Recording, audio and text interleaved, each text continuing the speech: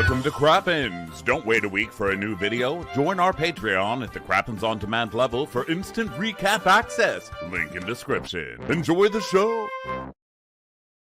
Hello and welcome to Watch Our Crappens, a podcast about all that crap on Bravo that we just love to talk about. I'm Ben Mandelker, and joining me today is the sad and grieving Ronnie Karam. Hi, Ronnie. How are you? Good, just great. Any shit you'd like to drop on my head before we? Right before I press record, Continue I said R.I.P. Dame Maggie Smith, and Ronnie didn't know yet. He goes, "What?" I'm like, "Okay, I'm starting." But truly, I mean, I'm not laughing at Maggie. I just tell Smith. you, whenever somebody famous dies, Ben does that, or waits until we're like 5 minutes into the show and we just get warmed up. And we're like, "Oh my god, yes, we're feeling energetic. Let's start this recap." And he's like, "Dame Maggie Smith died." No, wait. To be fair, I've improved and that I don't announce it mid-show, which is something that I used to do. And you'd be like, "Ben, stop that. We're trying to be funny and talk about Tamara's face." But now I thought, because I woke up and there was such a to-do about it, deservedly so, because she was an icon. I just assumed you'd already known, since you are a gay man living in the globe. Well, So, I'm an old but Navy apparently gay, missed so you. the rest of the gays have cut off all communication with me. I don't get the telegrams anymore. Okay, they're like that bitch is tacky. Okay, don't tell them. Well, anyway, we actually are excited because it's the weekend, and so today we are recording Real Housewives of Orange County. Jessel, Friday is a work day. Okay, that's from the New York trailer. If anybody didn't watch it, that sigh is scintillating. Because Jessel's like, "Oh my god, I'm so excited for the weekend." It's Friday, Jessel, but Friday's the weekend. Friday's a work day, Jessel. I was like, wow, Sai came back really. Sai is the worst. It's like we all know it's a work day because we're working. So, but like the point is, it helps you get through the work day. The fact that Sai does not even know these basic tools of understanding how one talks about Friday just shows how bad she is as a housewife. Well, influencing, you know what I mean? But you can't have a name like Sai, and expect to not be exhausting. You know what I mean? So go ahead. I'm sorry I keep interrupting you. Literally, why? No, I don't know. I'm just in that. No, you got your revenge. You got your revenge. I made you sad by mentioning Maggie Smith, and then you got me mad by bringing up this stupid Sai point about Friday. Oh God, are we fighting? I think we're having a fight. Also, I haven't eaten breakfast, by the way, so I'm gonna be really on one today. Well, I haven't either, but that's called making an effort. Okay. I am going to be hangry. I'm going to be hangry talking about Orange County. So I'm really excited. We have no announcements to make except the usual stuff. Go check us out on Patreon, patreon.com/watchforcrappens to watch our videos, etc. I was on the Real Moms of Bravo podcast, and that's coming up. I think that's launching today or maybe next week. So I didn't mean that in the podcast anyway. That's cool that you did that. No, it was. It was really fun. And so everyone check that out. I think there actually was something I was meant to mention to help, one of our friends was doing something that I wanted to mention, and you guys should go listen, but I forget what it is. So, well, we talked to the Countess Luann, so go listen to that. That's a free bonus episode. That would normally be like a Patreon type thing, but that is a normal bonus episode for free for all. So take a little sampler and then come on over to Patreon. That was super fun, and that's up right now. And there's also the tagline review for Real Housewives of New York City. That's up now, so go check that out. But for today, it's Real Housewives of Orange County. Yes, it probably would help for me to actually open up my notes before we start recording, which I did not do. But one thing I can say is that the episode does open with a new thing they're doing on Bravo, which is not like previously on the Real Housewives of Orange County. Now it's like, oh, the housewives have gathered to have coffee and be like, wasn't it crazy what happened last night? And then we get flashbacks. This is not unlike Top Chef. Top Chef pivoted to this format a while ago, and I've actually never really loved it. I want my previously to be like a proper montage. I want it to be one big montage, get me excited to jump into the show. Don't give me like little flashbacks that feels like a bottle episode of the Golden Girls. I'm okay with that. I mean, I liked it. So I like this whole episode, so I have no notes. Except Oh, the episode LOL was at great Tamara aside from coming this. back I'm and just being like, saying. victimizing the whole world and being like, how could you do this to me? But my children, but my children. Oh, shut up. Shut up. You don't get a gold medal for having, everyone has children. You attack everybody with children. Shut up about that. It's my children. Everyone gets this. Everyone gets to ride the bull. On all, Okay. especially when it comes to Ryan. Okay. Now I understand getting upset about the other kids. Like, what did Sophia do to anybody? You know what I mean? Or like, why attack the one that doesn't talk to me? You know, I get that stuff, why you would get sensitive over that. But A, no one really talks about your son. And then B, it's Ryan. Ryan's done enough damage that people should be allowed to have a free-for-all on Ryan. Okay. He's also like 46 years old. I want to get dissed in the presidential debates. Like I feel like Ryan deserves, like when I get an electricity bill, I want it to say like you owe $200. Also, Ryan still sucks. You know, I feel like everybody should have a go at Ryan at all times. But no, like like children are off limits is like as a mechanical bull, and a housewife is always going to be like, you know what, I think it's my turn, and they hop right on that thing and they shake around on it. Hey, children are off limits, and then they get flung off, and then it's someone else's turn to do it. So Tamara just got on the bull.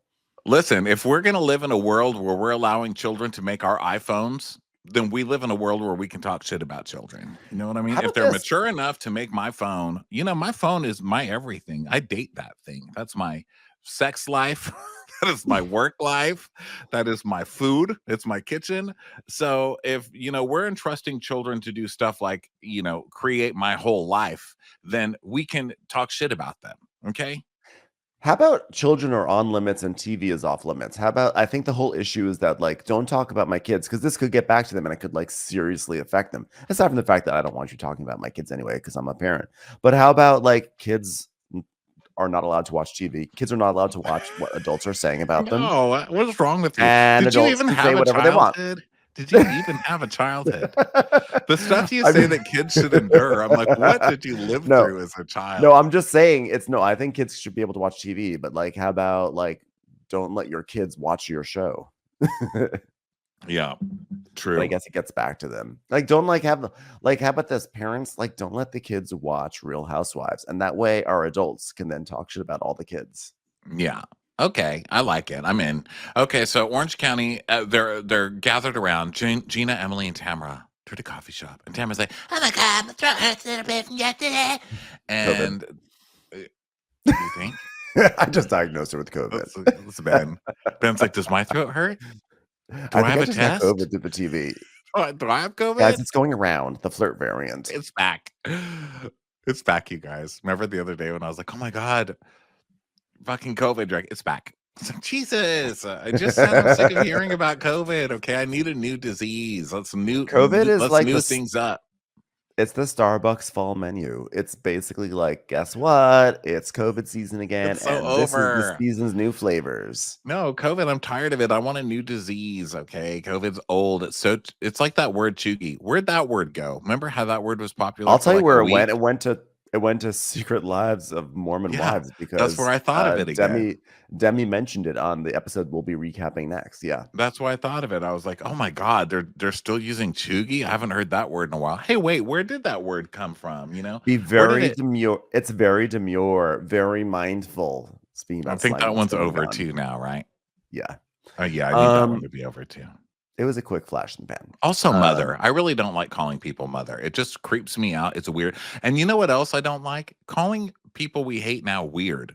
Weird is a good word. Keep Austin weird. Like, I've always been a weirdo. I've been proud. So why are we making the whole Trump train or whatever? Not to get political, but what's that everybody we don't like is just say you're weird because they get triggered by it, I guess. We can have two weirds. No, we can't have two weirds. They change words. No. Words can have different contexts, and we can have weird like this is weird. Like, we're allowed to have that weird, and we're also allowed to be like, I love you. You're so weird. I think there's like ownership weird, and then there's like, but honestly, that's a weird situation. That's actually. Well, I feel like now if you call someone weird, they're going to take it as like being attacked. You know, like you've just assaulted them with the word weird. You know, that's kind of stop. God damn it, man. All right, we're never going to start this recap because Well, actually, no, I'm glad you brought this life. up. This actually segues really well. Well, once we get into the first scene, which we first have to get through this recap scene. So Emily's like, so when we were talking about the fashion show, I was like, this is the perfect opportunity to bring it up. And we see a flashback of Emily airing her grievances about her dress, etc. And she's like, honestly, it could have been a very heart-to-heart moment. You know, me screaming at Heather just having to hear me scream at her. It could have been a great heart-to-heart moment. You know, we could have cried. I could have cried and screamed at her and called her a fat shamer. You know, we could have hugged after. I don't understand what's going on. Tamara's like, Well, I apologize, Kevin, for jumping on the bandwagon because I thought it was something totally different, bitch. You know, it didn't help that Alexis was screaming. Get John's dick out of your mouth. We can understand you better, you bimbo. All she said was you put me in the same dress as Alexis. and then we see a flashback of Emily and Lexus fighting, and Emily's being like, she's a lunatic. Emily is screaming and crying at a party because of a dress size, like literally. And I get this sensitive. You know, we talked about this a little more sensitively last week than I am this week, just because it's like the word chuggy. I'm over it already. You know what I mean? Like, stop crying. But you know, she's screaming and yelling in the middle of a party, and now she's like, that girl's a lunatic. You're a lunatic. You're literally a lunatic. Well, you know what? She was saying yesterday multiple times, like, so much is going to come out tomorrow. I love you, John Jansen. You're always a block away. Oh my God, of course Gina would pick the poorest musical theater character to emulate in this scene. It's a hard knock life for us. So yeah, something big's coming out today, and then we see a flashback of Alexis crying on the floor. She's like, I feel bad for Shannon, in her like weird cartoonish crazy lady voice that she's just suddenly Midwestern. Premiered Midwestern this sob. week or last week. Yes. Sam was like, well, you know, he's retaliating. Oh my God, it's going to be like a dog fight. So then we see 8 hours later, which, by the way, that is the theme of this week's episode, is timestamps to show how much time has progressed or how much time has what we went back in time. There's a lot of like 2 hours later, 1 hour later. So this is 8 hours later, and it's Tamara. I just wish that after every timestamp they would just flash Tamara's face in like a different version. I just want timestamps with Shannon crying, like, oh, I'm fine. 8 hours later, I'm fine. 3 hours later, I'm fine. 5 seasons later, I'm fine. I just can't take anymore. I can't take. I was cracking up. I was thinking, when is Shannon going to start crying? And the second they showed Shannon, she's like, So we see 8 hours later, Tamara's on the phone with Shannon. It's like, My emotion level right now is fucking panicking. What the fuck are you doing? Archie, that was a pillow, not a tennis ball. You ate my pillow. What are you doing? I'm panicking. So 8 hours later, we're with Heather and Terry at the doctor's. And he's like, I should have a water before this test because lately I'm just dehydrated. I have palpitations on the treadmill. Well, stop. Here's the way to solve that. Stop doing the things that are getting you into trouble. Get off the treadmill. Stop working out, people. It makes your heart beat fast. And then you guys are like, oh, my heart. It's because you're on the treadmill. Back to present. Whatever's coming out, it's not going to go smoothly. And Tamara's like, she's fucked. So now, yes, I'm sorry. We are here now at the doctor's office with Heather and Terry. And Heather says, I didn't realize I'm you sorry. I actually was in had the wrong transitions." 8 hour. I was in the wrong 8 hour. No, 8 hours later. I thought you were making a joke, but it actually was the next scene. So Terry's needs to get his heart and everything checked out before he has a surgery. And Terry is saying that he might have electrolyte abnormality and yada yada yada. And Heather's like, a couple months ago, Terry was snoring so badly I couldn't even play back the rerun of Me on Malibu Country. It was just like watching Reba McEntire saying, and that's just no way to watch your work. So they're gonna get his nose fixed to, deviated septum. We all know, we've all done it. Listen, we were all that girl in junior high. Don't deny it. Don't deny it out there. And he's getting it, but he's afraid that Paul's going to be mad at him because he's friends with Paul. They do that show Botch together, and so he doesn't want Paul doing it. And he's like, it's my fucking face. I can do whatever I want. So she's like, wow. I mean, after all these years, Terry with a new nose. He could have a news nose. They could say, guess what? War is broken out again. So, Terry, shut your nose up. Jeez. But anyway, it's kind of funny. By the way, my nose has a bump in it. It's right here. It's my little imperfection. And guess what? I'm not changing it. And then she does like this very slow blink, like, she's like, look at my nose, observe it, and you're so welcome. So then Heather, he's like getting his blood drawn, and Terry's getting her blood drawn, and Heather's next to him. And he's like, isn't blood the most beautiful, amazing liquid? You're so rude. I'm tired, man. I'm really tired. All that music from Drake's house next door kept me up so late at night. So he's like, I could die soon. She's like, great. Let me talk about how everybody still hates me. We talk about how I can't get respect from any of these girls. So she starts talking about last night at the party, or this weekend at the fashion thing. Yeah, and she's saying, I have to say it was a very full experience, mainly because Emily was there, if you know what I'm saying, and there was a lot fun and laughter, oh my God, silliness. No, was that insensitive of me? Was that insensitive of me? Oh, I guess I'll just have to wait for Emily to corner me and throw Jenga blocks at my head again.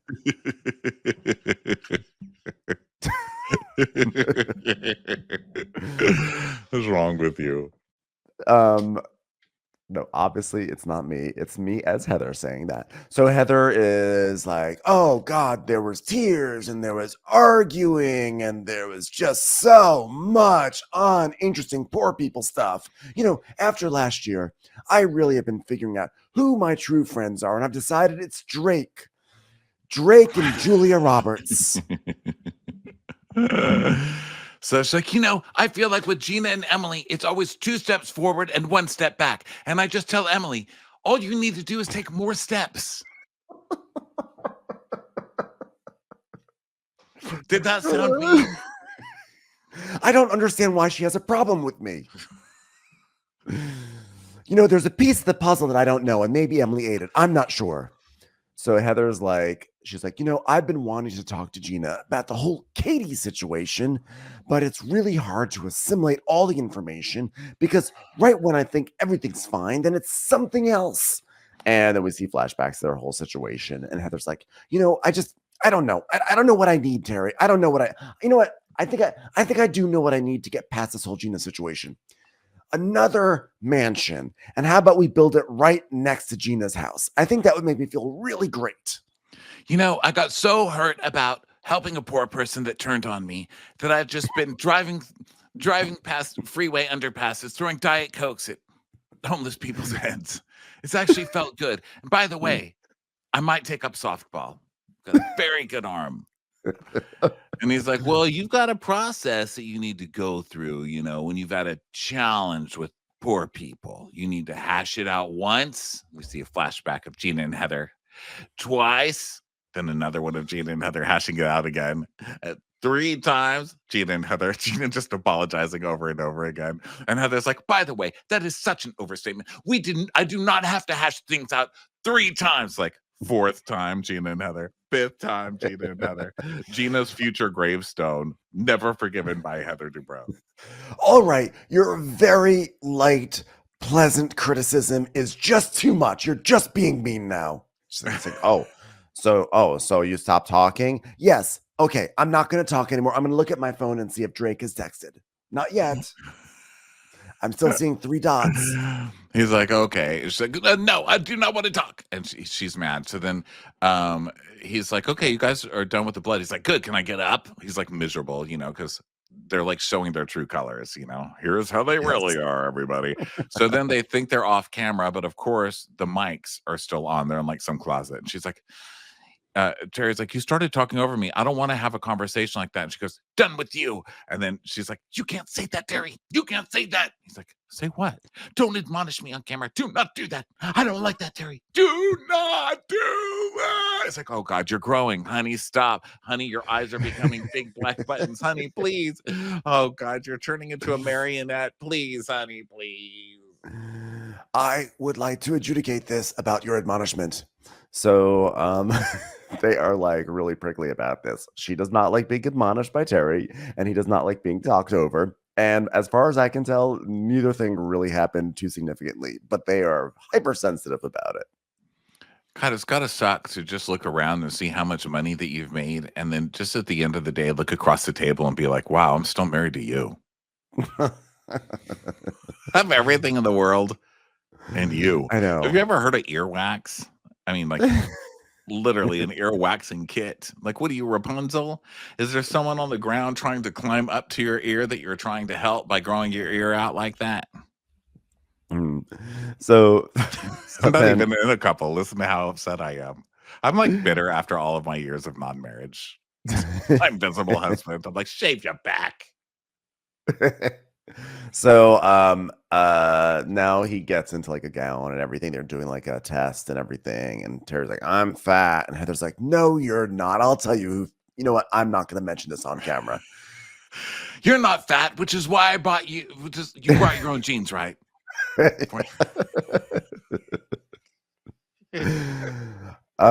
the way, I also gave a similar hospital gown to Alexis Bellino. It's smaller though. So why is her size handwritten in? It's a -6, Terry. Don't admonish me. So she just talks about his stroke and everything near death, yada yada yada, and they're looking at the echocardiogram, and Terry's like, seeing that gives me a heart on. She's like, stop it, now is not the time for humor. To be fair, anytime you're around me is not the time for humor. Listen, Terry, it's been a hard enough scene without you getting me too'd by the cardiovascular movement. They're only laughing at you because they think you're Vladimir Putin.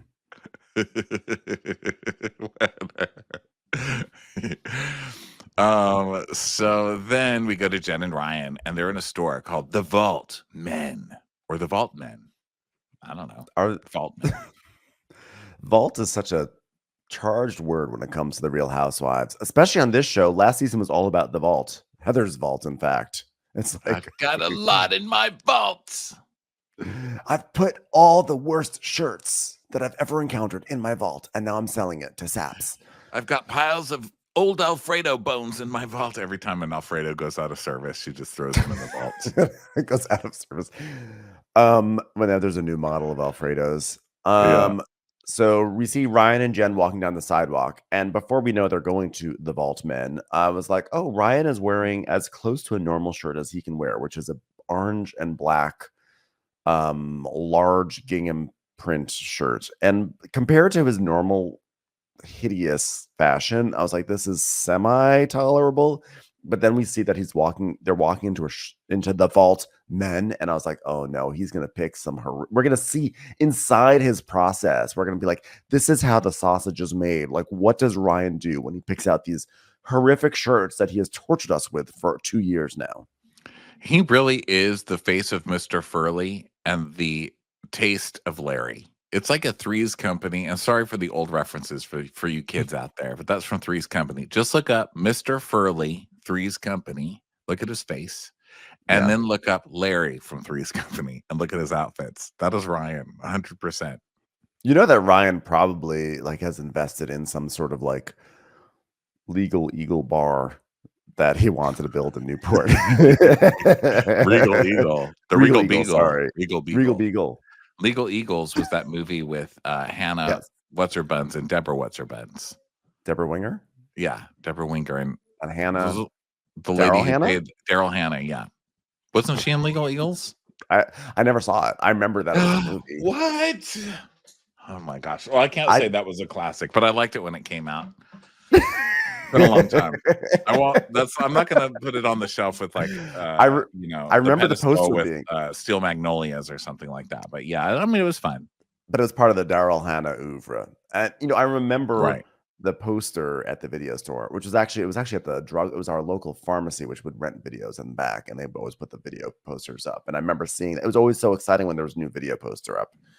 Not exciting enough to watch the movie, apparently. It I was don't an know why I'm adult offended. movie, and I I was don't a know young why child. I don't know why I'm offended for Deborah Winger. I know, like I feel, and what's so funny is that Dom brought up Deborah Winger yesterday. Like it's a real big Deborah Winger week for me. Like, what are the odds that Deborah Winger gets brought up twice? She never gets Yeah, brought up. someone brought up Three's Company, maybe on that Mormon show, and then my sister, my best friend brought it up on the phone as well, and then I brought it up for the third time. So there you go. So And I was thinking about Three's Company because I was watching Matlock, which stars Jason Ritter, who is the son of John Ritter.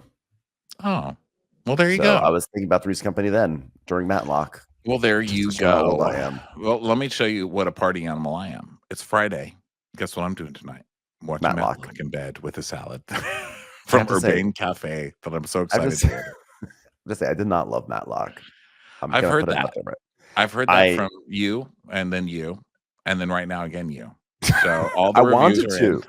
The reviews are in. I wanted to love it. I was like, I think I'm ready to embrace a procedural again. Like I haven't embraced one since House MD, and I'm like, I think I'm ready for this. I love Kathy Bates. I want to watch like a cute old lady go and then like charm people and then surprise people. And honestly, I was 45 minutes in. And I was like, I can't watch this anymore. And I stopped. I didn't even see how it was all fixed. Well, sometimes you got to give things time to grow. Not that they really do on CBS. Just they say the same, but I have hope. Okay, so anyway, the point is Ryan can't dress and he has Mr. Furley face. So she's but oddly enough a really good body, which is the worst part of it. Like to have a Furley face but a great body, it's like really hard to deal with. That's the most important outfit you can have. The outfit that God gave you. It's called your birthday suit. Take care of it. Take care of it. Available at the Vault, man. Didn't come with a receipt. There's no gift receipt in that one. You can't take that back. Okay, take care of it. So the scene begins with a metaphor, which is Ryan saying, "Watch out, honey," to prevent Jen from stepping in shit, which is her lot in life, unfortunately. And she's like, I'm gonna get engaged to it. So then they go to the store. She picks out horrible clothes for him, and she's telling us, Ryan's fashion is his choice, and I support that. And it's typically a jean jacket with splatter paint on it, and really tight jeans that he tailors. Even his t-shirts have to go to the tailor. Board shorts, tailored. Underwear, they get tailored. They get tailored too. I'm so proud of him. He does such a great job. To all the tailors out there, thank you for all you do. Thank you so much. He's just bringing them to Taylor Armstrong. That's what she means. Taylor Armstrong, like, oh, great, another garment. Thanks. Taylor's like, your pants don't fit. But guess what? I know billionaires with pants that fit. Billionaires. First of all, I don't see any problem with taking everything to the tailor. I feel like that's actually what you're supposed to do. I don't do it, but I'm like, I always aspire to. I'm like, you know what? I'm gonna start taking everything I buy to the tailor. I don't do that. I am opposed, however, to the splatter paint aesthetic that Ryan adopts. Like he is definitely someone who kept Ed Hardy and Affliction alive way like past Gadzooks, all of it. It was like a Gadzooks shopper back in the day. It's just terrible. Yeah.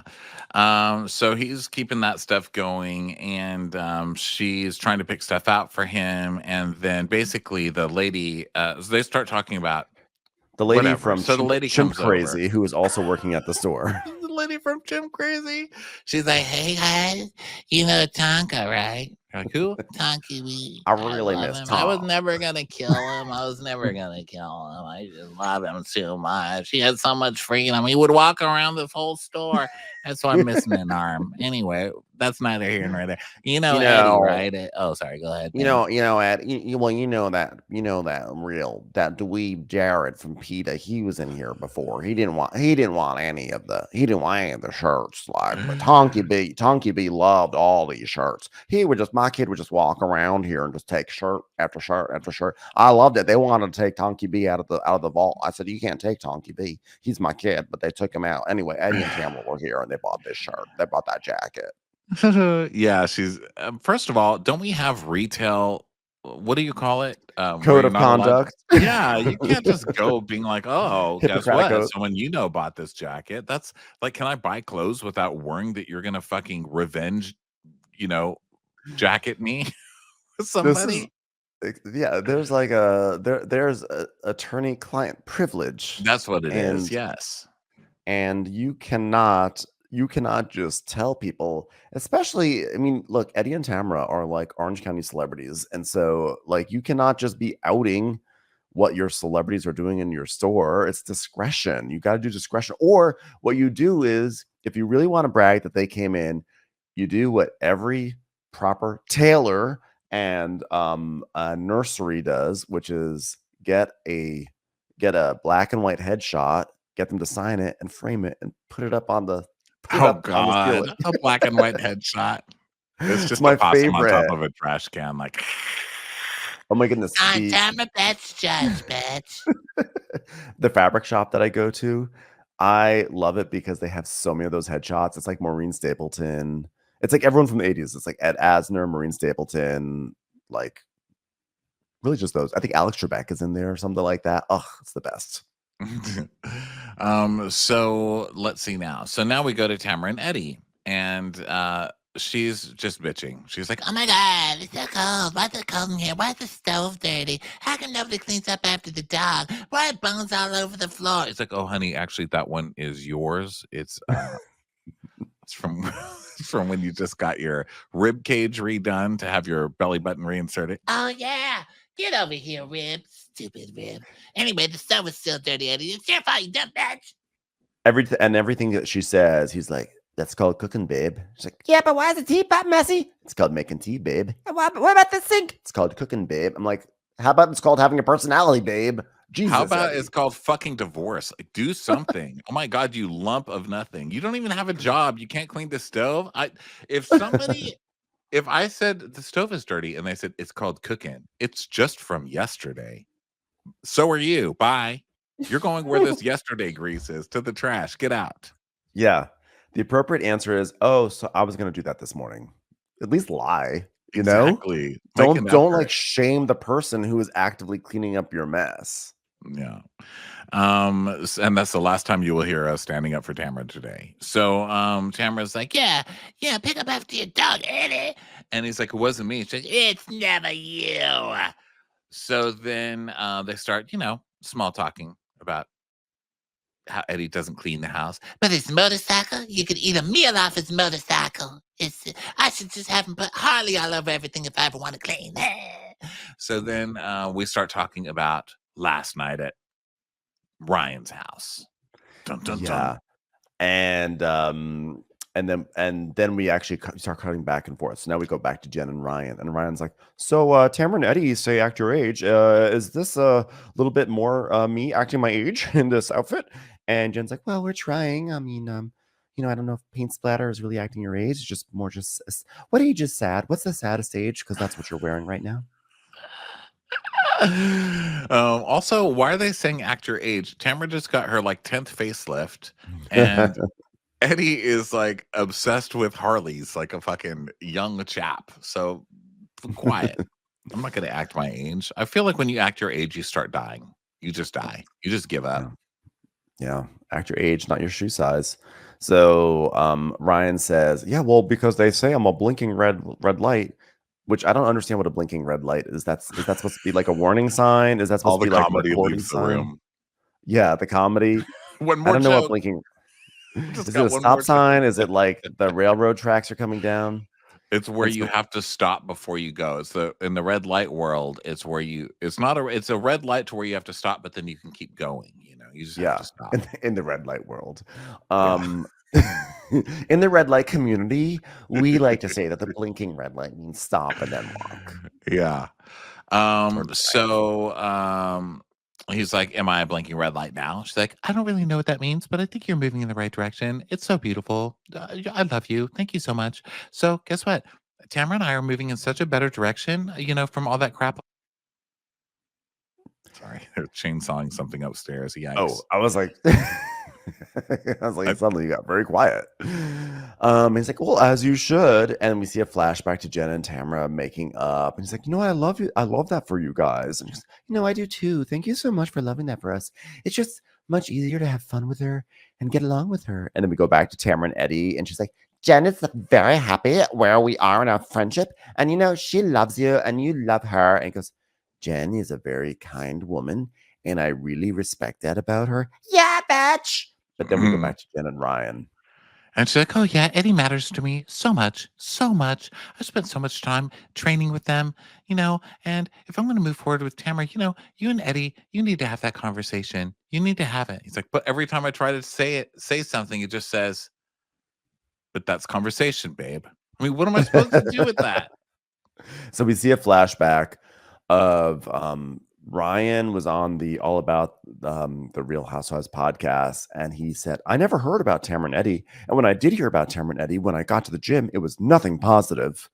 So Tamara tells us, Ryan was trying to paint this picture that Eddie's a horrible guy, that nobody at Cut Fitness liked him, which is so laughable, bitch. Really? Because nobody went there.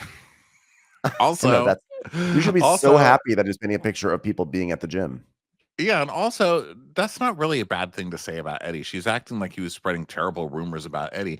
Compared to what you guys were saying about him last year, which, whether it was true or not, it doesn't matter. You were spreading that shit on national TV. He's allowed to say, people probably don't even like Eddie. Like, that is the tamest response I've ever heard. So tame. And I agree. It was an entire season of Tamara saying that Ryan sent dick pics around and that he was hooking up with Heather Amin or something like that. And there was other people, and like he goes after married people and yada, yada, yada, married women. And then he's like, yeah, anything I heard about Tamara and Eddie was not good. It's like, how could you, bitch? I'm like, you hurt my children. My children. And he's like, well, he showed his true colors. So then Ryan's like, I don't have a problem with either of them. Eddie's just not a dude that I would spend any time with because he's just not a dude. He's just not a dude. Like, is he part of any sort of criminal ring? I don't think so. It's just not a dude. I love it's just not a dude. It's like such a diss, And he's like, I don't care what people think of me, but after sitting back and watching a whole year of Tamara coming for me, fuck her. Basically. And he's like, you can only take so much, but I think it's time for truth versus Tamara's sad reality. Okay, well, right or wrong, good luck to you, sir, because she will ruin your fucking life. I don't know if you've watched the show or heard of this show, but yeah, good luck. Well, also you should stay out of this one because you also are you're up to shady business, and when you're doing shady business, you got to be on your best behavior, and you don't start fights with people, because when you start fights with people, especially someone like Tamara, who is going to do her digging, and she's going to find the shit on you. Like, you don't, on Orange County, if you've got a secret to hide, you don't start fights, because they do dig it up. No one has gotten out. Like shows. no one's secrets on Orange County have been able to stay secret.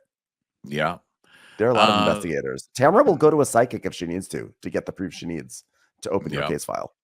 Yeah. So Jen's like, well, if someone was just firing on me like she did the whole time, I mean, you're allowed to be pissed off for me, and I could understand all the sides, but we're getting along, so you guys have to have the conversation.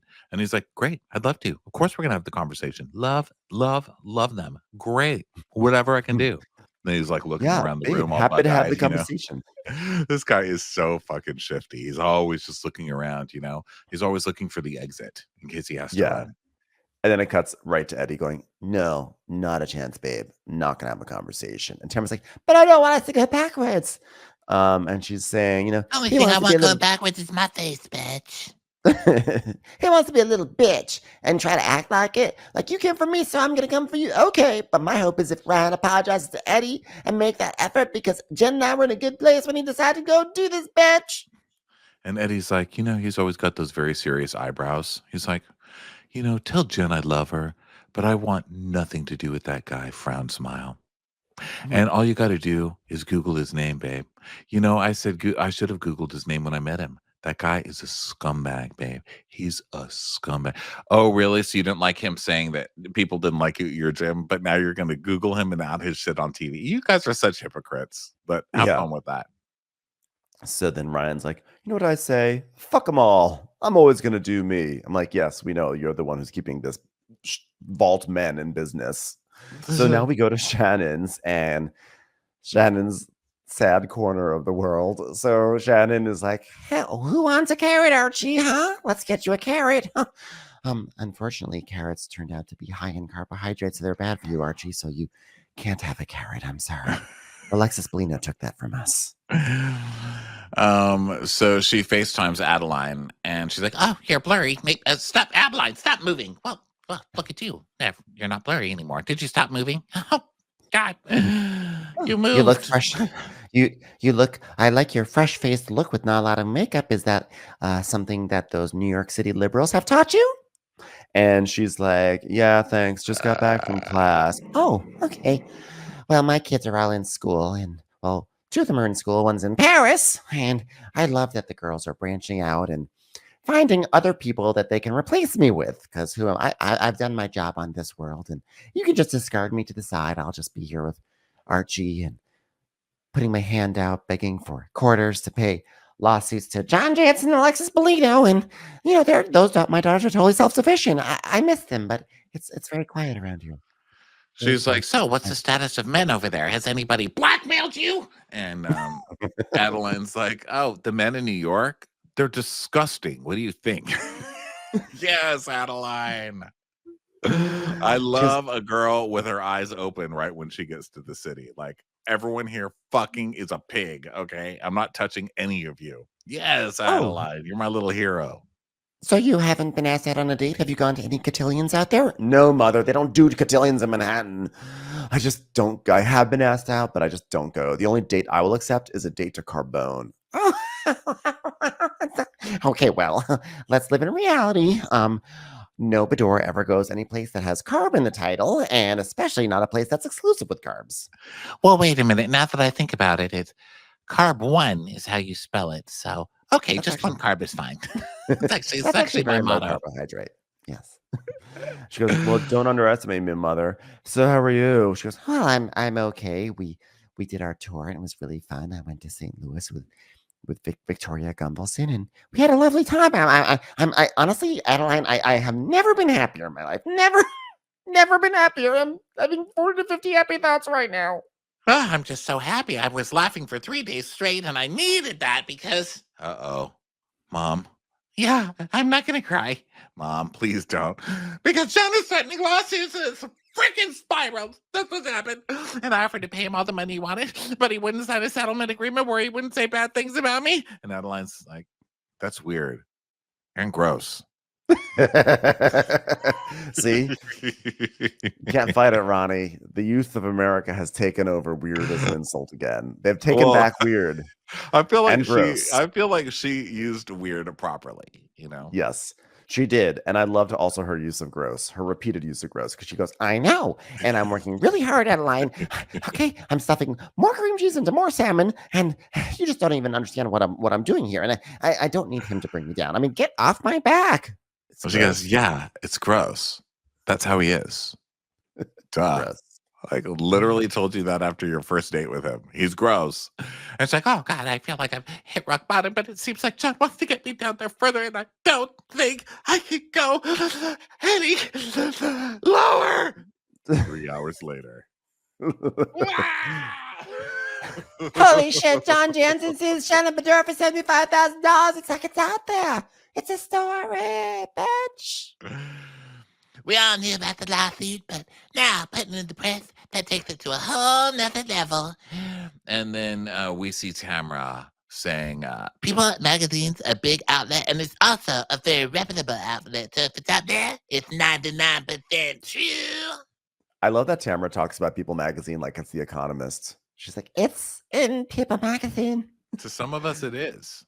I mean, that's how I grew up. There's always a People magazine in my mom's front seat of her car. Don't ask why. I guess that's what she does at stoplights. And she would swear by that, you know? Listen, If you People can't argue magazine, with it. It's in People magazine, you know? People magazine is way, way more authoritative than like the tabloids. But it's just, I just feel like Tamara talks about it with such a reverence. Like, this here is the pinnacle of journalism. Yeah. And Shannon, it's in there. This is locked in. This is written by Deep Throat. Oh, wow.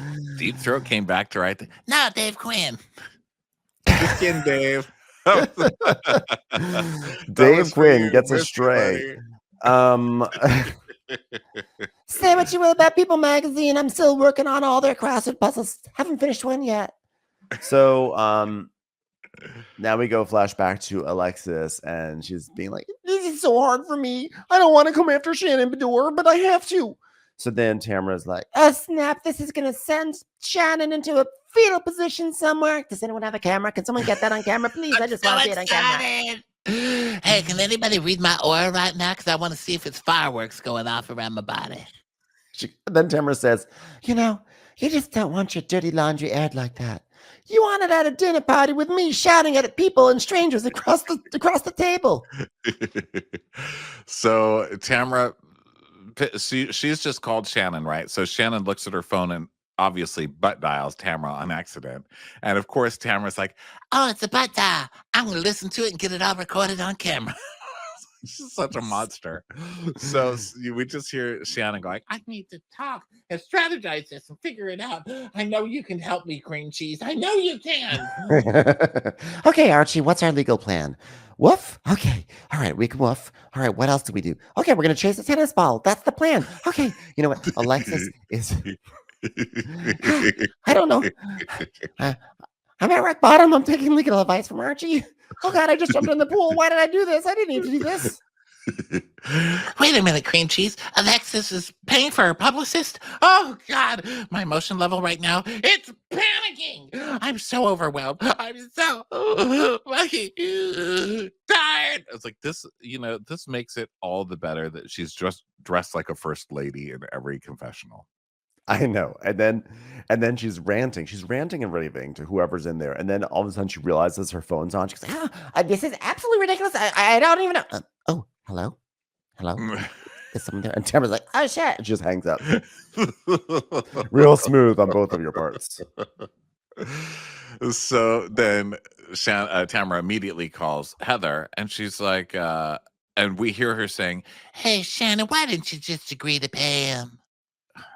Because it's called Yes. blackmail, okay? And I hope when they're taken in for that shit, if they ever are, that you are taken along with them, ma'am. Yeah, I think that Shannon is entitled to have some principles. It may cost her more. I think that Shannon, it's like, yes, it'll cost her more to pay the legal fees, but I think that's she can afford all of it. The legal fees, I don't think on principle is going to bother her. It's just that he want the $75,000, regardless of what legal fees are on top of that. That's what's going to bother her. And she's entitled to say, you know what? No, you're not allowed to fucking do this. And you're going to have to pay some legal fees too. So Tamara is like, Heather, did you see the news? oh, I know. Drake had a birthday party. We saw the bouncy castle from the dining room. It was amazing. He filed the lawsuit. People Magazine did an article. Was it Deep Throat? He still owes me a call. Yeah. Oh my God, what is John doing? Oh shit. I don't know. I tried calling her to see if she was okay so I could make her not okay. And then she butt dialed me. And she was crying so hysterically. And she was saying Alexis hired a publicist to get this out there. All kinds of stuff. It was hilarious. It was basically like watching a sitcom on my cell phone with my ears. Who's Reba in it? Who? What's Wendy Malick in it? That bitch.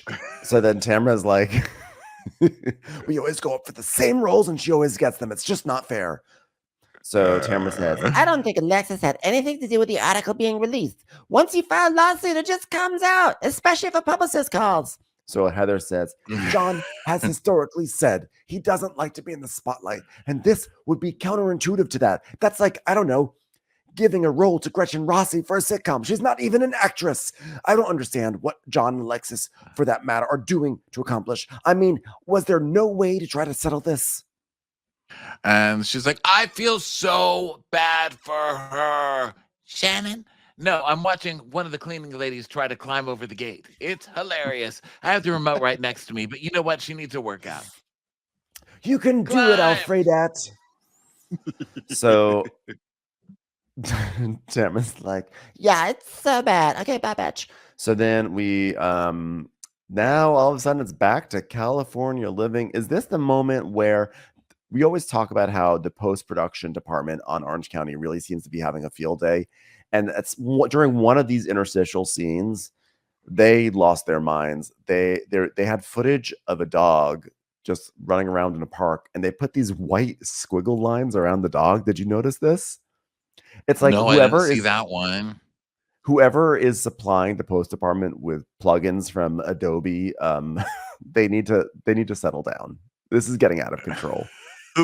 They have to make Katie look like she's moving, So we go to Katie and Matt's house, and they're like, "Wow, I like drinks." He's like, "Yeah, I like drinks too. Wow, this is great.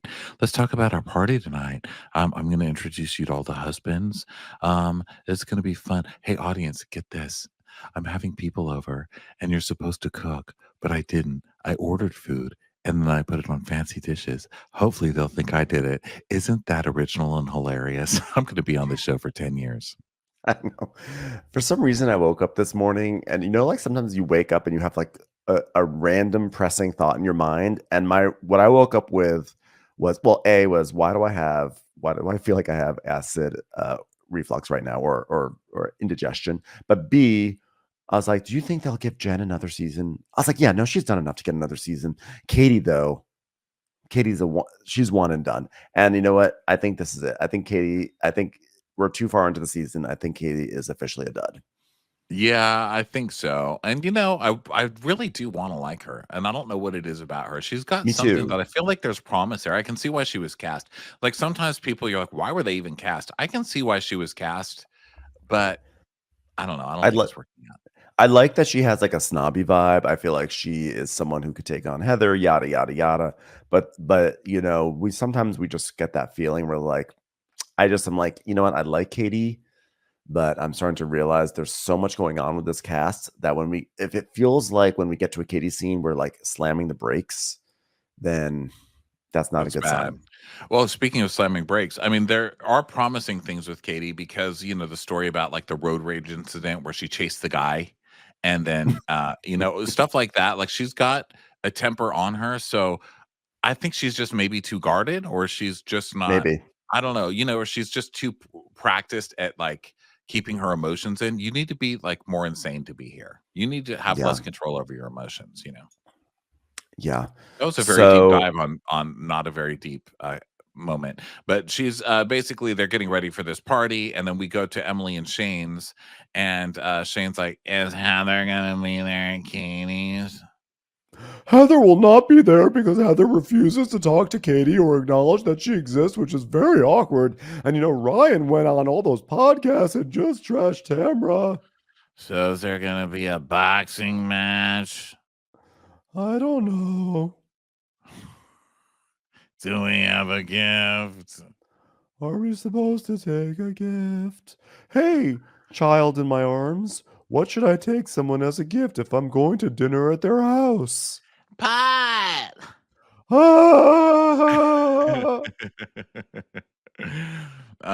So then we go to Terry's exam room, and he's like, okay, I'm gonna sign the paperwork. I can kill you and get away with it. Heather, why aren't you happy? It's like, don't do that. I'm not amused with this, Terry. I do not like you talking about death on camera. Stop it, Terry. Terry's also doing that thing, like, when a professional goes to see another professional, does the same work as the initial professional, and then they have to always like mention it. I don't know if you've ever been on a plane where a flight attendant is a passenger, but they're a flight attendant from like another airlines, or they're retired or whatever, and they spend the entire time talking to the flight attendant who's working about like their experiences as a flight attendant. Oh my God, you guys give your peanuts out way later than we do. I mean, we just carpet, we just throw them out there. And it's like nonstop, because when the flight attendant is done with like handing out drinks or whatever, they tend to stand over the person who's the passenger. And it's like, oh yeah, I was based out of Chicago. I was flying out of O'Hare. We would take off. We would peanuts at 45 after, cocktails 15 minutes after that. Trash bag. We didn't have trash bags back then. We just had a bucket. I don't know what was let's like, and you're like, oh my god, like we get it. You're a flight attendant. You don't have to try to like prove your stripes to the other flight attendants. So funny watching you knock on the captain's door. We used to just be able to walk into the main cabin. I'm telling you, the day that changed everything. Am I right? Things are just so different now. Movies on the big screen in the center. Yeah. Yeah. So remember when you have to put your credit card in to watch TV? Know why? Because there were no TVs on the back. remember the airphone? Remember the airphone shopping? Remember that the headphones were like stethoscopes? God, that was the time. That was the day. And I'm like, so that's what Terry's basically doing with this doctor. Like, well, everyone, this is the part. He's like, I know this part because I'm a doctor, so I know what this form is. This is this form. I'm like, okay, just relax. Just get your nose done in peace. Yeah, just date it. And he's like, so if I die, don't worry, it's gonna be fine. You know, grieve for 6 months and then find someone else. Find someone with a better nose to date.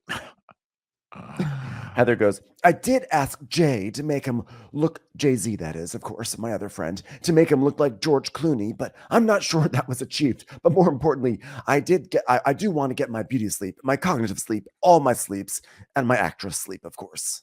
Heather is so funny because she does shoot this like she just thinks she has final edit and she can go through and edit everything. Because she says like 3 times in the episode, did you make him look like George Clooney? I asked him to make him look like George Clooney. Terry, I think I'm going to have them make you look like George Clooney. One of those, use that because it's going to be gold. Whichever one you like, use it. Like, we're going to use all 3 of them and make you look stupid. Also, is George Clooney our high watermark still of I think that ship has sailed. I'm not really sure. Not to be shady, I just think, yeah, I agree. I think the ship has sailed as well.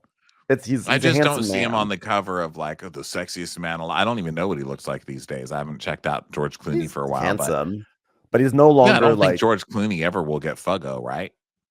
No, but it just feels like it's time to update our references. I don't like there's more modern references, and this is coming from people who mention Park Overall at least 5 times a year. I just brought up Three's Company in this episode. Okay. Mr. Furley and Larry. But can you just make him look like Herb from KRP in Cincinnati? Or actually Herbie, the car. It was slick. It was little. It was fun. Everyone loved Herbie. Went to Monte Carlo. Very international. So then now we go to Gina's, and Gina is saying that Matt and Britt come over.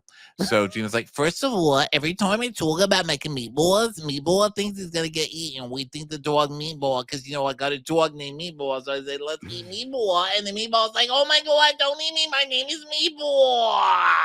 Like, okay, I get it. You're making meatballs for your friend from back home, your ex-husband. You need to stop pretending you have this. Why is your accent 10 times more now? Is it the meatball? Because I know that thing's frozen. We understand you are trying to lock down an influencing deal with Ragu. We support it, but you have to mention the brand name if you want to get that deal. You can't just talk about the meatballs, okay? Truth. So, Meatball Bomb. Sorry about that, Meatball Bomb. You know what my favorite movie was from the 80s? Meatballs. So Britt's like, we're going to have a commitment ceremony in April. And she's like, oh my god, I'm so happy for you guys. I think it's so nice for you and the kids. The point is, she's basically saying that, like, she's now we're getting a little bit more insight. Like this, it's the situation with the ex, obviously, is preventing it. Although what I'm confused about, naively probably, is why they have this, she shows, let me back up for a second. She shows this really kind of like sweet scene where the kids all arranged a wedding for Travis and Gina in the backyard, and like the kids were all happy. They were all happy for this. And then she's sort of suggesting that she would love to go down that path, but she can't because the ex is causing so much drama. And my question is, I get that the ex is causing drama, and I get that that's a pressure on the relationship, but why would that prevent her from getting married to Travis? Because of money, basically, a lot of money stuff. Like if there's alimony and there's money being paid, a lot of times that can change. So if you're getting alimony from somebody and then you get married, in some agreements you don't get that alimony anymore because you're married to somebody else. Or Oh, saying If because is Travis receiving alimony from the wife? Is that what it is? we don't know. It's rumored that he is, and that he's like the main caretaker of the kids. So she's supposed to be paying child support and stuff like that. But I don't know. I don't have enough like solid details. I just know from like Reddit comments. You know what I mean?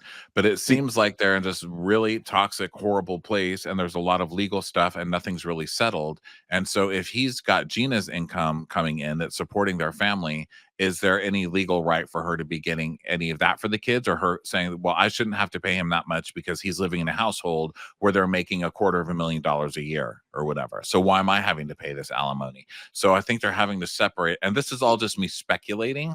But I think they're having to separate for reasons like that, because she doesn't want this lady coming after her money and her kids just because she's partners with Travis. Yeah, I do genuinely feel bad for Gina about this because that really does suck. I also was amused because there's a lot of Gina talking like in her interview, telling us about this situation, and they clearly did like a pickup, meaning that they shot more of the interview like several months later, and so it's going back and forth between the original interview and the pickup, and so her hair, she has that awful hair in that one in the original interview where it's like this strange helmet that's like the hair is going from the right all the way to the left. It's like a strange comb over that she has. And then in the pickup, it's much nicer. So her hair is going from like changing from like crazy to normal to crazy to normal as she's doing these sentences. And I'm like, you gotta do better at trying to create some consistency here. Oh, really? Because I thought, wow, how did they not fix her hair in this? Well, it went from your camera. You just got attacked by Travis's ex, the boogie woman. The TLDR here is that Disaster. I'm Gina's hair over here looks calling crazy. Gina a disaster. My camera's fallen for the 5th time. I'm dropping Every everything time all your over the camera place. every time your camera falls over, it looks like you got raided by the police. It's like, freeze, put your hands up. Anyway, the point is this: Gina's hair is wild, and I've not gotten over it yet. And she's in a sad situation, and she's also making me balls, and she feels bad. Yeah, and she just wants to co-parent better with Matt and Brett, and she's like, "Oh my god, like Brett, you're like so lucky you got me as the ex, and I got crazy pants over there." And so then we find out. I mean, it's just like a little small talk about It's people. That we and care about, basically right? Britt is basically debating whether or not she'll take Matt's last name, and if she does, her name will be Britt Terry Lynn DeSola Kirschenheiter, which means that she will be ready to join the Real Housewives of New Jersey with that name. Yeah. So then we go to Katie and Matt's, and this is where Katie does her like, I'm supposed to cook dinner, but I didn't cook it. I bought it, and I'm gonna pretend I cooked it. Ha, ha, ha, ha, ha. I can't. So then Katie's like, "Oh, so by the way, Matt, let me tell you about the beef, which I also didn't cook. Eddie and Ryan, they haven't seen each other in months, and apparently Ryan went on a podcast and bashed Tamara and Eddie." He's like, "Wow. Now, who are Tamara and Eddie?" He's like, "Can I go to my office?" "No, you have to stay here for this dinner, Matt." So Emily and Shane come first. Always the guest you want first, Hey, how Emily you comes marching doing? in. Yeah. And Shane's like, "Hey, Emily, can that purse be used as a weapon?" You know it. And then There's Tamara a very hard turkey sandwich in here I can beat someone with. and a new whip. So then Tamara and Eddie show up next, and more hellos, and finally Jen and Ryan show up. And by the way, I'm not sure if Jen has finally decided to save some money and stop using glam, but it seems like maybe this was not professionally handled for this episode. I'm not sure. I didn't notice. I think I only noticed Gina's hair because it's like the outfit, that she like publicly apologized for. She actually came I on just feel TikTok. She's like, guys, they can't all be winners, okay? Like, please stop threatening my family. People are like sending her bomb threats and stuff. Like, please. It's really one of the worst interview looks we've ever had on any franchise. I'm sorry. She It's gave like such a public failure on so apology, many levels. Like, and I'm and not. Yeah. yeah, and still came back with that terrible hair. So Gina, I noticed. I don't really notice anybody else's glam. I don't get it, No, Jen, except on this just show like when they show the tracks of because this show has the worst hair extensions and stuff. So I love pointing out I their know. tracks because those are hilarious. Yeah, I know everyone's hair extensions look like ramps on Mario Kart. But Jen, her makeup, I was like, what is going? I don't even notice makeup most of the time. And I was like, what is happening here? So Ryan walks in and he goes up to Eddie, goes, "Hey, it's great to see you." And then he's like sort of opens up his arms. He's like, You're gonna give me a hug?" And he's like, "No, I won't." He's like, "Okay, it's great to see you." And then Eddie walks away and he's like, "So you're just gonna hide? Okay." I'm like, "No, he's not hiding from you. He just doesn't want to look at your jacket." He's hiding from your fashion. Eddie is like seriously like looking away, like, oh, I'm just gonna look at the ceiling. Someone walked in I don't like. Entire episode, he's looking No, up at don't the hug sky. me. I don't want to hug you. And then he walks away, making a big deal, like fuck that guy to everybody. So like really super mature, you know. So then Yeah. there everyone's speculating, like, are they gonna get in a fight? Are they gonna get in a fight?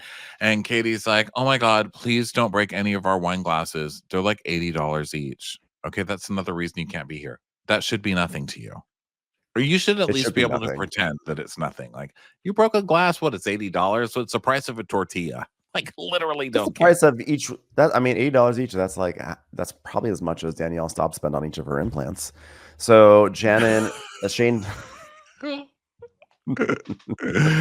Damn. No one is safe today. Just when you thought, No it was safe kidding. to disappear into obscurity. So then Shane is like, oh, Annie, you don't drink. And he's like, not unless I have to tolerate the environment like that guy. It's a little bullshitty in here. Oh God. So then go ahead. No, I was wondering if this was when Ryan. Oh no, sorry, I was skipping ahead in my mind. So yeah, Eddie is being like Eddie is performatively doing that thing, like, I'm holding myself back from swinging a punch, you know. So Tamara's like, I drive Harleys now, bro. I could kick someone's ass at any moment. I'm actively lowering the home values of my neighborhood with my giant truck right now. That's what I do. Yes. So Tamara's like, Did you see what Eddie did to Ryan? well, I don't blame him. You think Shane would be happy to see someone that fucking trashed me? I'm like, I think Shane would be, actually. This is what Shane would do. What? They were funny. What are you gonna get mad at comedy? He crossed the line like a little fucking bitch. And then Emily's like, don't say the little bitch around Shane. And we get a flashback. Thank you, editors, for this. For Kelly Dobbin. You're a bitch. You're a little bitch. You're a bitch. What are you, twerp? You're a stupid bitch. You're a bitch. B-I-T-C-H, bitch. And then Emily crawling over the standing table to be like, don't you talk about my turkey sandwich. Your husband. My husband like that. How dare you? Who's the bitch now? And Emma's like, right? I don't get it, Actually, but right? Your husband is literally running around the room trying to avoid somebody and like snickering behind their back. I think in this case, your husband's a little bitch. At least the other guy came up and said, hey, you want to talk? And he's like, no. So, yeah. Yeah, I mean, Ryan's you got to hand it to bitch in this Ryan. one. Ryan did control the narrative of this moment. He was like, I'm gonna be like unavoidable, right? Like, you want, like, I'm not afraid, you know. He did the power move. So well, it's also kind of the husband norm, and it obviously it's not 100% reliable, but it's a norm on these shows that the husbands make up with each other, because you know how there's always a husband every year who's like, these women, they just fight, but we're men and men don't do that. Look how men can just golf the next day. You know, there's always that whole that's what they do. And that's what they do. And so Ryan's trying to do that. And Eddie's like, no, bitch. You know, he's been with Tamara too long. He's like, hey, bitch. He's like just ready to like have a big Housewives fight at any moment. He's like, I'm a bad bitch, baby.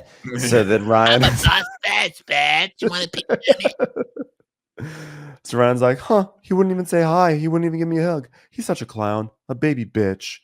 So then Eddie, then they're all kind of like still just sort of chatting and talking about like where they're going to sit and joking about like what would happen if Eddie and Ryan sit next to each other. And then Ryan, meanwhile, is outside with Matt, and Matt thinks he's going to have a nice conversation. And he's like, oh, so by the way, what do you do? He's like, oh, well, you know, I'm in real estate development. I'm in development. I mean, like, well, you know, she's been in the mortgage industry for 15 years. I'm doing all these projects in California. I love baseball. I love Otani. He's great on the Dodgers. Just like going up construction buildings. Have you ever been on a highway? I love a highway. I once built a cone, and that was on a highway once during an accident. So it was great. Textiles, walls, pylons. You put shapes on top of each other, doors in them. Boom, construction. Yeah, I was once in the business of mirrors, but like the mirrors that they make for those movies was like two guys are carrying a mirror across a street and then a car goes through it. You know what I'm talking about? Those mirrors, we make those. And he just keeps talking and talking, and they do that edit where it just makes it look like he's talking for 10 hours. And Matt's just like, oh God. I mean, if Matt had any color in his face, it would be drained out, Yeah. He's just like, oh God, what have I gotten myself into?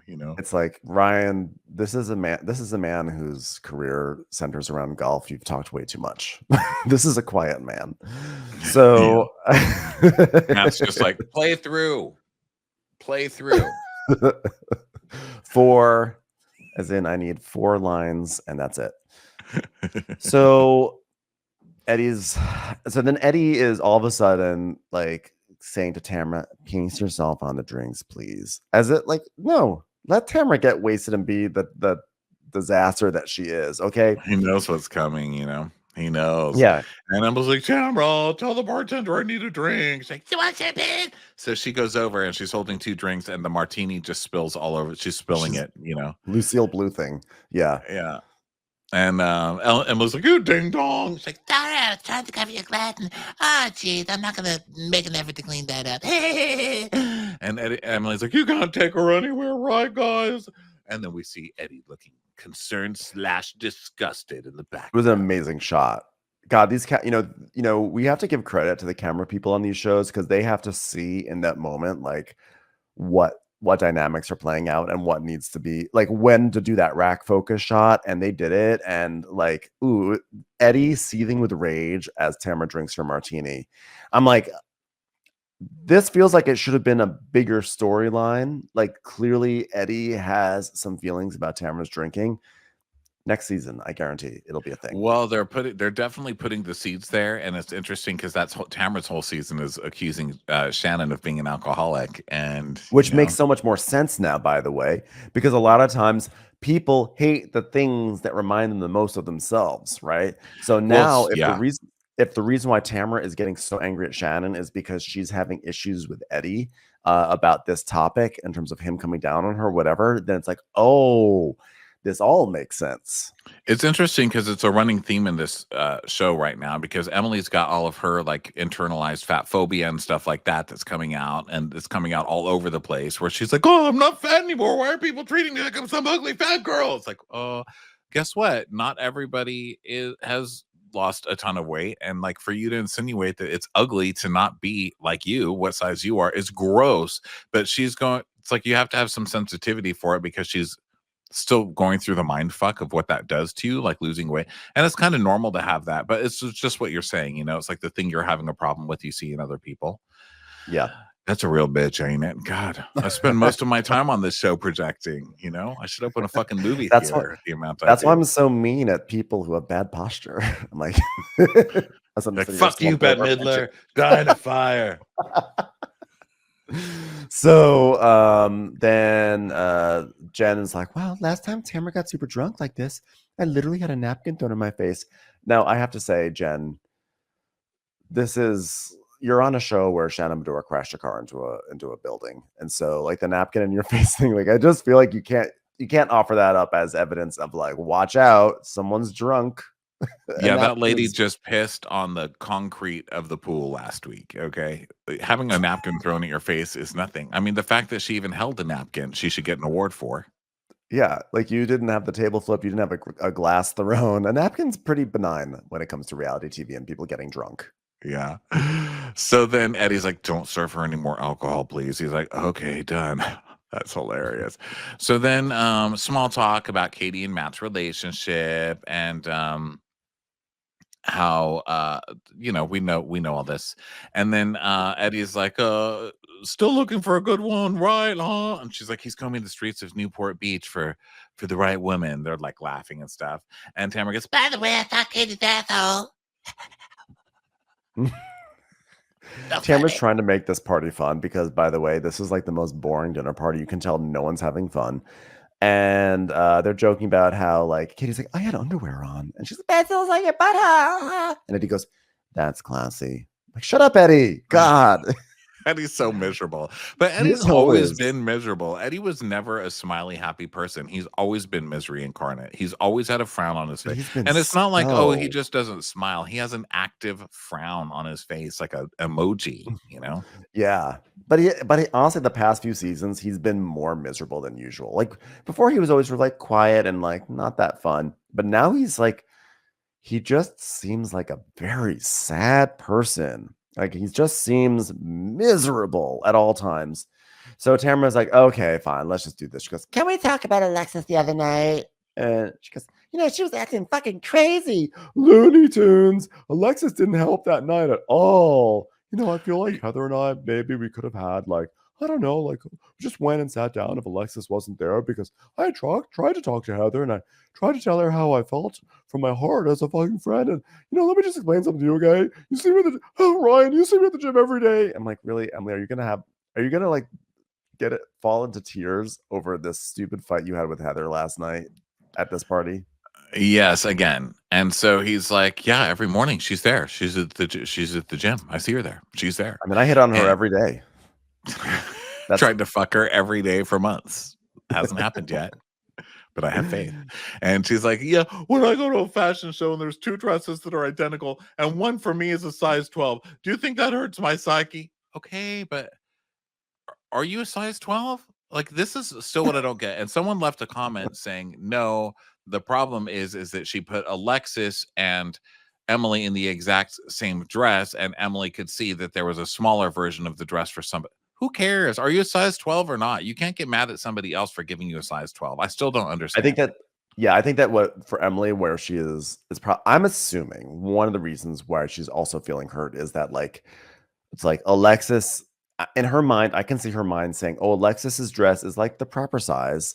And the one that Emily is wearing is and by the way, if you're plus size, here's an option for you. And that's kind of like, I don't think she wants to be the plus size option, I'm assuming. But of course, as we've all said dozens of times, but it doesn't even matter because it doesn't matter what we say, is that she looked obviously fucking hot in it and gorgeous. But and it didn't come off like, oh, this is just some plus size option. It looked like this is a dress. This you can wear it like this, or you can wear it like this. But like in her mind, I'm assuming because she's been working so hard, like she has all this baggage that she brings to it. So I think just as someone who struggles with weight and is a bigger person, it starts feeling offensive when someone is like, ooh, a size 12. Like, I'm mortified. I've been working on it. I'm not disgusting like that anymore. And it feels like mean. It feels like mean to me. I'm like, leave me the fuck that's out interesting. of it. Like, why do you have to be mean to other big people about it? And I know that that's a part of it. Like I said before, that is just like your own personal shit to work through, and it doesn't really have anything to do with anybody else, but it still feels gross, and I don't like it. And I don't like that no one's told her, like, you're being fat phobic to other people who are bigger. Like, a size 12 is actually not that big. You know what I mean? Mm-hmm. So that's weird. And then the other thing is she keeps saying that she's not accusing Heather of fat shaming her. Well, if you're not accusing her of that, and you're saying that it's a problem within you, then why is it a problem with Heather? I think you are accusing Heather of fat shaming you. And I think that Heather is kind of guilty of being really insensitive in that regard. I don't think I wouldn't be surprised if she was, honestly.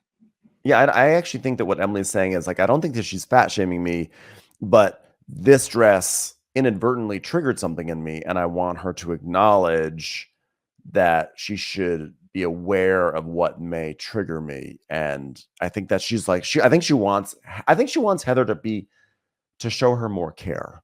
And yeah, I think that Heather is like, I did show you care. I let you talk to me. I did show you care. I gave you 3 gigantic dresses. Do you know how much fabric that was? Do you know how many trees and cotton fields died for those dresses? I said you were my favorite Muppet. What more care do you need? No one's better than Snuffleupagus. Yeah, I mean, I get Emily's thing overall, but she just is so Emily about it that it's starting to get like, okay, shut up and stop calling me fat. I'm starting to project it to my own self where I'm like, you need to leave me alone now. Okay. Because now you're pissing me off. Yeah, so Tamara's saying that she does feel bad for her, and Jen says, it would have been awesome for everybody to let you two have the conversation. It's unfortunate she didn't give you the time to do that. And there was all that noise with Alexis. And they're like, yeah, she was crazy, whatever. And Tamara's like, Well, by the way, everyone, People magazine came out with an article basically saying that John is now officially suing Shannon. So should we pop open some champagne?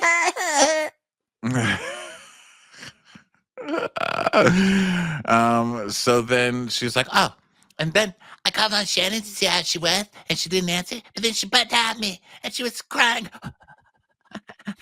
And she said Alexis is behind all this, and she blamed it on Alexis. And she said she was sad, she was tired, she can't go through this. So much blame on Alexis. I mean, give me a break, am I right? yeah, but if I was Shannon and I had been sued by Alexis and her ex-husband, and now Alexis and her boyfriend, I think I get it. And she was like, Yo, you cannot put those two together. and she's, no, I know, but in Shannon's mind, remember, Shannon is, deranged. That's probably what she's thinking. yeah, but also, how do you not put those two things together? That's Yes. ridiculous. It's called like evidence. I mean, she sued. Called a pattern. Yeah, it's called a pattern. I mean, give me a fucking break. Of course you put those two things together. Well, I'm here to give a talking head, and I think that Alexis's PR team is behind this because People magazine article 1000%, 1000. I'm gonna borrow the page to soar about 1000%. Not one doubt in my mind. The same things happened with Tamara and I when we got sued by the Bellinos for defamation. The press got a copy of the complaint before we did. I mean, clearly the reason why Shannon doesn't like her isn't because of the lawsuit. It's because she's bringing her ex-boyfriend. Two things can be true at once. Yes, I was like, it could be all of the above. The lady sued her for all this money, got a lot of money, and now she's banging her ex-boyfriend to get on the show, which I don't care what anybody says. It's a little bit coincidental that this is all happening, that suddenly Alexis has a job and it happens to be anti one of the stars of the show. I mean, come on, give me a fucking break. Of course she doesn't like her. Let me ask you a question. Riddle me this. Would you rather pay someone $70,000 to pay them off or go to court? Ryan's like, is embezzling an option? So Shane's like, well, he needs to know the How about terms. you pay me $70,000 and I'll put it in my friend's account, and then you'll get payments on that from different accounts all over the world month to month. Oh, Tamara. So Shane's like, he's like, wow, man, legal. I'm bored. And we're like, oh, she did all for them. They basically are all like saying she should have just paid it, made her life easier, because she's now gonna have to go to court, spend more money, and in the end, she still won't get the non-disparagement thing, because that's only something that you can get during a settlement. So they're basically saying she should have just moved on. But I get that. I mean, there's part of me that feels that way too, but I don't know. That like I think Shannon coming to the table and saying, okay, I'll give you money. That was her saying, okay, I will pay you to move on with my life. And the fact that he still wouldn't sign the non-disparagement thing is so fucked up. That ultimately, I think that makes him the most disgusting person. He's gross. I mean, look, just to be fair, of course, Shannon does have the new face. You know what I mean? So she did, whether or not he gave it to her saying it was a gift or whatever, she does have the new face. So, I mean, part of her could have been like, well, I mean, I am wearing the face, so I guess I could pay it back. You know, there's part of it. But I think there's so much emotional stuff tied to it, too, because she had David before, and David right now is embroiled in more drama with his current lady with abuse allegations and stuff like that. And there were a lot of abuse allegations on this show against David. So Shannon's recovering from that kind of thing. And then with another controlling, weird, you know, at the very least, emotionally abusive personality like Johnny J. So she's probably like, might be a form of sticking up for herself, where she's like, no, fuck no. You didn't tell me I was paying that back, and I'm not doing it. I don't care about the principle. Go fuck yourself. You're not going to control me. And I think that's why she has so many people cheering for her, you know? And you know what? Like, It's just, if I remember correctly, she's saying it was a gift and he's saying it was a loan. So that's why he wants his money back, which is like, by the way, congratulations, Johnny J. You've just established that like any nice thing you buy for a lady in your life is actually potentially just a loan. So they're always gonna have to ask, is this a loan or is this a gift? He's just such a shitty, like low life. It's like pathetic. Yeah. And I think that Shannon at this point should get real petty and she should go through all her receipts and she should sue him for all the money that she quote unquote lent him. And they're like, just let her, just pay the money and then, just leave Shannon alone and you can ride off to the sunset with your girlfriend and have a happy life. And then it cuts to Shannon with her nasal sucker sucking all the boogers out. She's like, I know. I'm sick to my stomach. And she's like, Archie, it's time for night.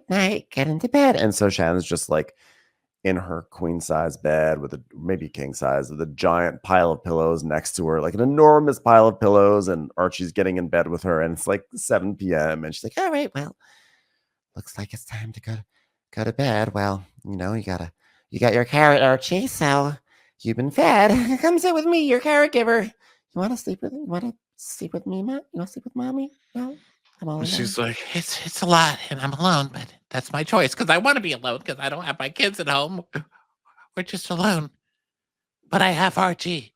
and it just shows her slowly petting Archie in bed, looking miserable. I was like, oh my God, Jesus Christ with this show. I mean, I would feel worse, except it's kind of every scene. It's like the fourth scene of this episode where Shannon's like, yeah. I'm fine. I feel great. So then next we go back to the dinner party and Shane's like, yeah, so what else was said at this party? Did anybody record it? Can we talk about the elephant in the room, Betch? Oh, are you talking about Ryan and Eddie? Huh? Yeah, it's a pretty big elephant. That's 2 big elephants. Okay, well, basically Tamara opens up this topic. Yeah, she's like, yeah, you went on a podcast and you talked really mad shit about me, but not only me. You talked about me as a mom, Eddie as a businessman. Why would you come for the children? Why? And he's like, validated after you treated me that way. She's, really? You're fucking kidding me? Really? Hold on, wait. Now, you never talked shit about Eddie being a businessman, Ryan. You never did that. Really? And she's like, what did he say? He said that people came up to you at our gym and talked shit about Eddie. And she's like, no, he never said that. He said it on a podcast, kid. And we hear the clip where Ryan said, well, when I did hear about Tamara and Eddie, it was nothing positive, which is so kind of like generic. I don't think that speaks to Eddie as a businessman. I think what is more damning to Eddie as a businessman are the warped floors at Cut Fitness and those empty shelves and the closed nature of the gym. Well, and also you outing your customers and what they're and doing that too, by with the their way. private lives. That's disgusting. Who would ever go to that gym when you've got somebody on national TV being like, oh, that guy was fucking ladies from my gym. I should be able to go to the gym and not have somebody reporting on who I'm fucking, sir. Well, Cut Fitness was closed by that point, to be fair. Remember last season was the... So what if what if your shrink stopped stopped shrinking? And then suddenly they came out with like, well, Ben fucked 10 people in the Cut Fitness. You're like, hey, you were my shrink. Well, it would be interesting if Eddie gets mad at the Vault men worker who was like, oh yeah, well, Tamara and Eddie were in here. He's like, that's a violation. If he says that's a violation, then yeah, you're like turnabout is fair play because ultimately your point. I do agree with your point, which is like, that's shitty of Eddie to be going around talking about a client that way. Yeah, it's unprofessional, no matter which way you cut it. But yeah, he could be like, I hate the Vault now because like what would be I don't know what cool jackets I'm gonna be wearing on my Harley Davidson and my giant stupid truck. Yeah. Okay, so then Jen, so this is he did say it. It seems like he did say it, but Tamara's making it into a bigger deal, especially after what she put them through, right? So then Jen and Ryan are insisting that this never happened. And Ryan's like, I talked shit about Eddie and supported him until he talked shit about me. And she's like, oh, he talked shit about you? Really? Oh, no, he didn't. No, I didn't. And Ryan's like, yeah, you said you were in my backyard for a barbecue, and that one of my friends came up to you and said, watch out for Ryan. He goes after married women. Is that what? And Eddie goes, but that's exactly what happened. Okay, well, maybe someone came up to the gym and said that about Ryan. Like this whole thing, like, well, it's true that Tamara and Eddie have. It's still fucking rude and it's gross to be outing people on national TV. And if you don't like that, if you don't like it for yourself, then don't do it to other people. Yeah, I mean, do I believe that Ryan goes after married women? Yeah. 1,000%. But like, if you're gonna get into the weeds about like, how dare you say Eddie is unprofessional? It's like, well, ultimately, you did say this about a client at your gym on TV. Yeah, and if the argument is like, well, it's the truth, so we're allowed to say it, okay, but he's allowed to be mad and retaliate. He's That's allowed to say, also, I heard that, like, okay, you heard that women, you heard that, I think this is actually just what you said, but like, Ryan's allowed to say, if you heard that people say I go after married women, I'm allowed to say that I heard just things that were not great about you two. And Yeah. that's so generic. It's so just like, I just didn't hear great things about them. That is actually so, it's not that it's benign, but it's really not that as nasty as it could get. So Eddie's like, well, why would I make that up? And Tamara goes, Oh, come on. I mean, Ryan, we all know that you like to fuck married women. It's the news on the street. We can make a list of them. And by the way, Jen was married when he fucked her too. yeah, but so were you when you met Eddie. So Eddie worked for your ex-husband. I mean, the hypocrisy is ridiculous. Well, let's just assume that's accurate, which it's not. All I know, some dude comes up to me and says, hey, watch out for Joe Blow. He's got a thing for married women, and he's talking about my chick. I'm sitting down with him in that moment and saying, you and I have a problem. He's like, yeah, well, you're not a threat to me, and I guarantee you, you would never have my wife. That's why it's not a big deal. It's like, but you guys were supposed to be friends at that time, so why did Eddie not go up to Ryan and say, yo, this person's talking shit about you? Yeah. I think Eddie's saying, because I just assumed it was true, but I didn't care because it wasn't my wife, so who cares? But, you cared enough to say it on TV. So, yeah. And Tamara's like, he's not a little bitch. And then it cuts to Shane. It's like, yeah, what? Trigger word. Oh, she goes, Yeah, he didn't say anything to you because he's not a little bitch. and it cuts to Shane like, Shirley Why Temple. are you doing this? Shirley Temple was a tap dancer and also a delicious soda. Tamara, why are you doing this? And thank you so much, by the way. I really love you. He goes, because he's coming after my husband. But you went after him. I told the truth. But why does it matter for you and he? It's always, but I told the truth. So what? You did it in a horrible, mean, vindictive way that hurt the girl that you're talking to right now. So He went on a fucking podcast and ripped my husband apart and ripped me apart as a mom. I'm like, you literally host a podcast where you do that every single week. We know, we were on it with you. So he's like, I didn't do that. And so we see a clip of the podcast where the podcast host says, I don't know if she's still talking to her children, but she's also had that. And I totally feel like she wants what you guys have because it doesn't seem like she has it in her household. Well, they never said that. The podcast host said that. Yeah. And then Ryan responded, well, that's a tough one because I don't live under their roof. And the last thing I would want to do is speculate. So he actually kind of literally for you. He literally hedged and didn't even say anything that could be interpreted in that way. And she's like, you went after Ryan. So then now we have some Ryan on Ryan action where Ryan's like, he's like, I didn't go after your son, Ryan. I just reposted a post saying you should stop talking about me and worry about your own Ryan. She goes, oh, you think it's okay to go after kids, little children, little sweet, innocent children? I did not say, I said, worry about your own Ryan. That's it. She goes, but you posted a picture about Ryan's dick pic to compare it to your dick pic. And Emily's like, wait, you're talking about your son? Yeah, it was a picture from when he was about 18 years old, which is probably right around the time I tried to have him get Gretchen so wasted that he could sexually assault her in the bathroom at a party. That was a good one. That was a classic. This is such a stretch. I'm sorry. I don't even remember any sort of Ryan dick pic thing. I believe it happened. I'm sure it was a thing we talked about, but like, I guarantee, like, I would never have, they put this on screen, the post. I never would have looked at that picture of Ryan and thought, oh yeah, this pertains to the dick pic.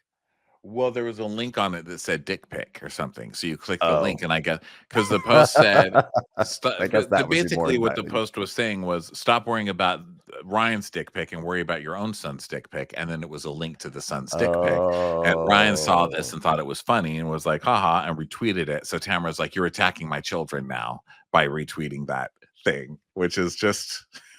I mean, come on. Messy. So Ryan is like, yeah, it had nothing to do with her son and some dick pic. I mean, it was like a dick pic. It wasn't a dick pic. It was just directed at Tamara. I don't even know the guy. And she's It's like, just like a funny thing. It's like Ryan and Ryan. Yeah. and it's like worry about your own Ryan is all he saw, up according to him. And she's like, Well, it's one thing if you want to say something for me, but when you attack my children, you're a douche. You win, Vicky. You win, Vicky. Don't talk about my fucking kids because I will go after you if you ever go after my fucking kids. He goes, I didn't go after him. I said, worry about your own Ryan. This is like Ryan's big defense. And she's like, That's going after my kid, you fucking bitch. You're a bitch. and Jen's like, why do you fucking sit there, Eddie? You and I have known each other for so fucking long. I've always supported you. And thank you, by the way. But I've always supported Tamara. Why would you allow this shit? yeah. And Eddie's like, what am I, her fucking keeper? And Jen's like, no, but this Apparently, is by bullshit. the way, apparently, yes, according to what you were saying to everyone pouring booze tonight. Oh yeah, that's true. And Jen's I like that Jen's standing up for herself here. And she's like, no, this is bullshit. I've been nothing but good to you. And Tamara's like, Maybe because my husband's not a little bitch. God, dude, it's 2024. I mean, Do we have to? I get the hypocrisy of me saying something like that, but it's like, come on. I feel like any other housewives, they'd be like, why would you say that? You're being mean to women by saying that or whatever. So she keeps like saying bitch like it's the ultimate I'm sorry, Like- diss or whatever. And Jen's like, my husband's not a little, I won't say the word. And Emma's like, Tamara, and trying to calm her down. And Ryan's like, are you really speaking to her like this at your age? Wait a minute, you're age shaming me? Oh my God. I think one of my kids has just been put in the hospital after they heard that. You've hurt my children by age shaming me. You're a little bitch. You're a little bitch. You're a little bitch. You're a little bitch. Well, act your age. How you age shaming me? It's like the moment it like just barely comes back to her. What are you doing? So Ryan's like, no, I'm just saying, like, who speaks like this, like as an adult at a dinner table? And then it cuts to him being like, God, Eddie's such a little bitch. He's a Yeah, but baby that bitch. wasn't at the dinner table, so that was a shady Yeah. edit. He was doing that he was doing that off camera to him, like muttering to his girlfriend.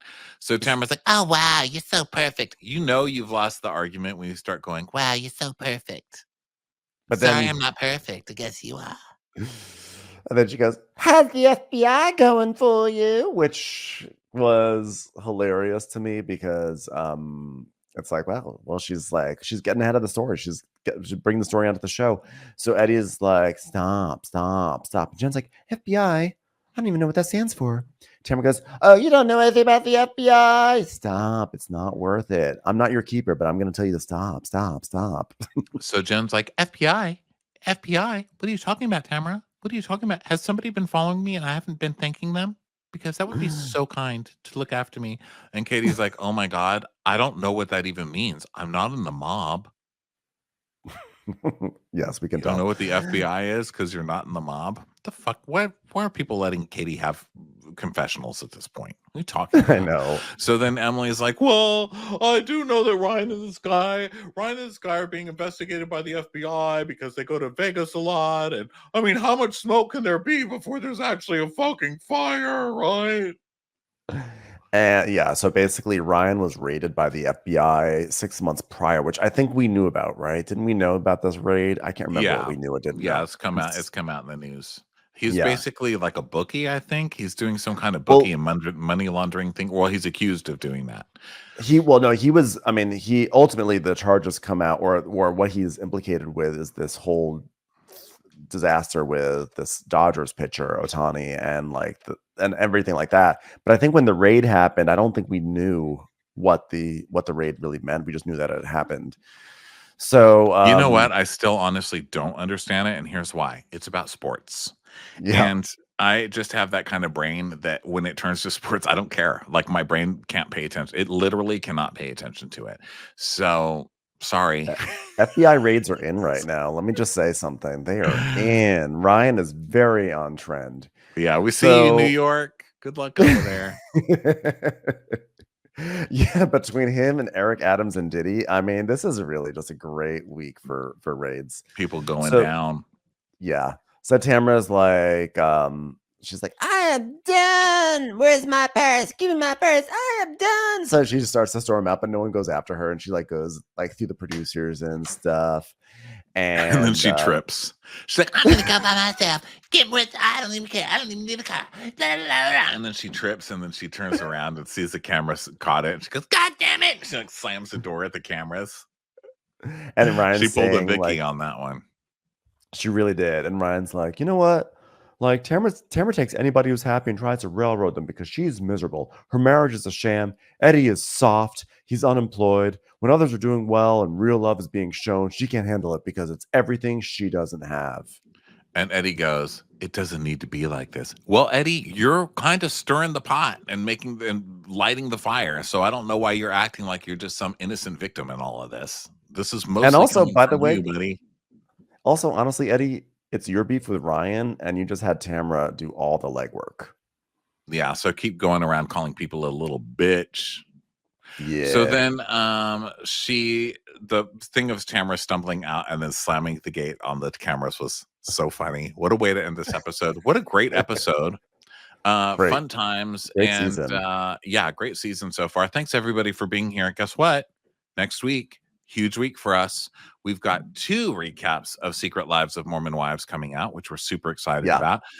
We are barreling through that. Not really, because you guys have already watched it, but go check out those recaps. We're having so much fun doing them. And then also next week, Real Housewives of New York City begins. So get over on Patreon, sign up for your bonuses and your videos, and you can watch us every day. Wouldn't that be more fun? Come on, guys.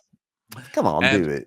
You know, whether you're on Patreon, whether you're not, we love you. Thank you so much for being here, guys. Thank you so much. Guys, we love you.